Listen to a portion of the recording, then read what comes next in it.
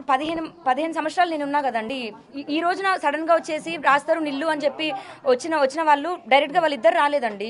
15 మంది మనుషుల్ని తీసుకొని వచ్చారు. నేను ఒక 8 మంది ఆడోళ్ళు ఉన్నారు. వాళ్ళు వచ్చిన పైన అటాక్ చేశారు.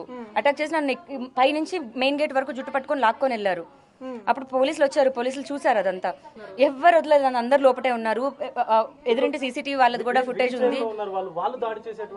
15 మంది వాళ్ళు దాడి చేశారండి. అంకుల్ అంటే ఇక్కడ కూర్చున్నారు. ఇంట్లో నుంచి పంపించాలి అన్నది ఒకటే ప్లాన్ అండి. మరి కోర్టులో ఉంది కదా కేసు, ఈ రకంగా పంపించేది ఏంటి?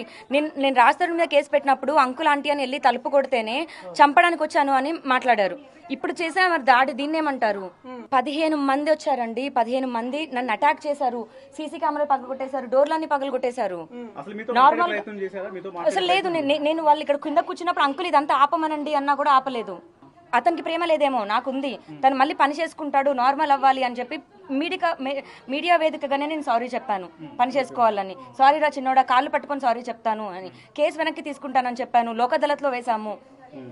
మరి అలా ఏమైనా కాంప్రమైజ్ కి మాట్లాడొచ్చు కదండి. దాడి ఏంటిది అంటే హీరో అయిపోతే ఇంకా ఏది చేసినా నడుస్తుందా? 16 సంవత్సరాలు మేము సహజీవనం ఉన్నామండి. 2014లో మేము పెళ్లి చేసుకున్నాము. అదంతా నిజం.